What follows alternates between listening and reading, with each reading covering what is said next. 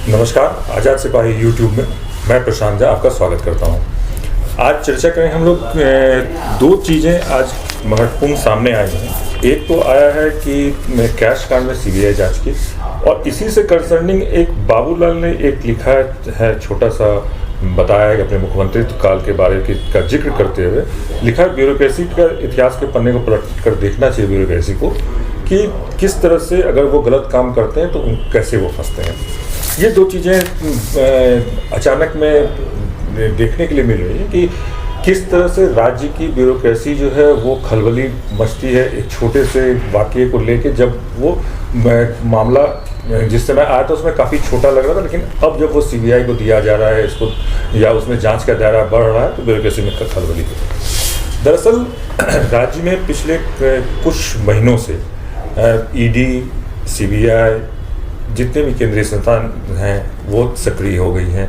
बहुत सारे घोटाले ब्यूरोक्रेट से लेके और नेताओं से लेके सारे लोग इसके दायरे में आते जा रहे हैं।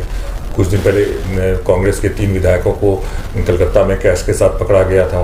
ईडी की जांच चल रही है अवैध माइनिंग और मनी लॉन्ड्रिंग को लेके। तो ये जितनी चीज़ें अचानक में जिस तरह से राज्य में हो रहा है, उससे अधिकारियों के बीच जो ब्यूरोक्रेसी है उनके बीच में भी तरह तरह की चर्चा है। इससे वो भी हल्कान है, उनको भी कहीं ना कहीं जो इस तरह के काम में लिप्त हैं वो अपने आप को फंसता हुआ महसूस कर रहे हैं। अभी ताज़ा अगर चर्चा की जाए तो आज की बात है कि कैश कांड में, मतलब राजीव कुमार का जो 50 लाख रुपए के साथ पकड़ाने का मामला था कलकत्ता में, उसमें कोर्ट ने सीबीआई जांच की ये कर दिया, आदेश कर दिया है। उस मामले की सीबीआई जांच होगी।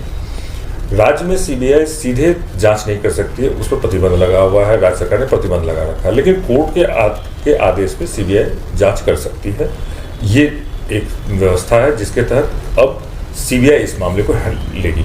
इस सूचना को मिलते अचानक में कम से कम नहीं कुछ तो 15 से 20 अधिकारियों का, लोगों का कॉल हमारे संवाददाता के पास, लोगों के पास आने शुरू हो गए, एक दूसरे से बात करने, क्या सही में चला गया सीबीआई के पास, नहीं गया, या क्या होगा आगे, इस तरह की बात हो। दरअसल कुछ लोग इससे जो जुड़े हुए हैं उनके लिए सही में घबराहट है उनके बीच में। ब्यूरोक्रेसी कहीं ना कहीं, ब्यूरोक्रेसी को अगर बात की, ब्यूरोक्रेसी बोलती है हमारे ऊपर नेता हावी हैं, नेता बोलते हैं कि हमें राज्य चलाना है तो वो ब्यूरोक्रेसी पे हावी होते हैं।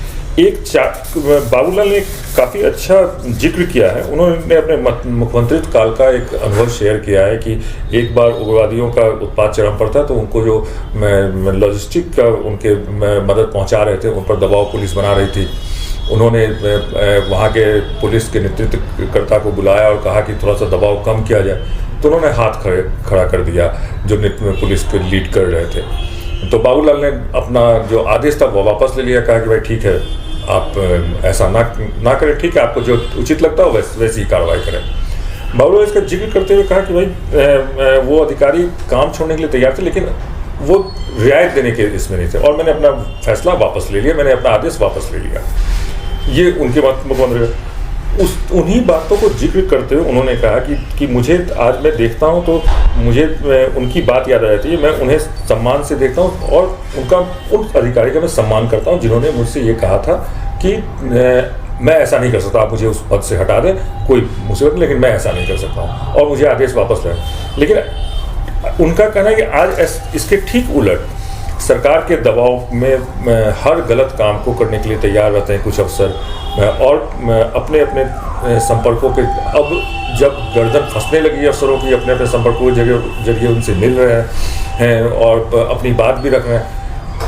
अफसर एक लिमिट तक ही किसी भी नेता को, किसी को एक सीमा तक ही प्रोटेक्ट कर सकता है। इस बात को उन्होंने भी, बाबूलाल ने भी जिक्र किया। उन्होंने भी कहा कि लालू प्रसाद यादव जी जिस समय चारा घोटाले में जब अफसर फंसने लगे, तो फिर सारा कुछ उनका वो लालू जी के ऊपर डाला गया, और वो फिर उनका इतिहास बन गया, उनका कैरियर तबाह हो गया, वो इतिहास बन गया। तो इससे एक सीख लेनी चाहिए। उन्होंने अंत में ये भी लिखा है कि ब्यूरोक्रेसी से आग्रह करता हूँ इतिहास के पन्ने को पलटे और देखें और सोचें कि गलत का अंजाम और अंत क्या होता है, ये ब्यूरोक्रेसी देखे। तो सही में ब्यूरोक्रेसी को देखने की ज़रूरत है कि अगर वो नेताओं के या इनके दबाव में कोई काम करते हैं तो अंत में क्या होता है, उनके साथ अभी पूजा सिंघल IAS हैं, वो जेल में हैं मनरेगा घोटाले के इसमें। उसके अलावा बहुत सारे जो लोग हैं वो भी अभी रडार पे हैं, बहुत सारे कोई ED पूछताछ कर रही है, बहुत सारे माइनिंग से जुड़े पदाधिकारियों को बुलाया गया, उनसे पूछताछ की गई। आगे कितने लोग आएंगे ये कहना मुश्किल है। तो कुल मिला के ये कि और नेताओं को भी सोचना चाहिए कि अभी वो अपने पद का, अपने इसका दुरुपयोग कर, दबाव बनाकर अधिकारियों से कुछ करवा लेंगे, तो जब अधिकारियों की गर्दन फंसेगी तो वो भी नेताओं के नाम लेने से, नेताओं के बारे में बताने से नहीं चुकेंगे, और वो भी फंसाएंगे। जिसकी गवाह लालू प्रसाद यादव है। शुरू में उनके खिलाफ जांच का शुरू हुआ तो पहले छोटे छोटे पदाधिकारी फंसे, अधिकारी फंसे, फिर जाके उनका ये हुआ।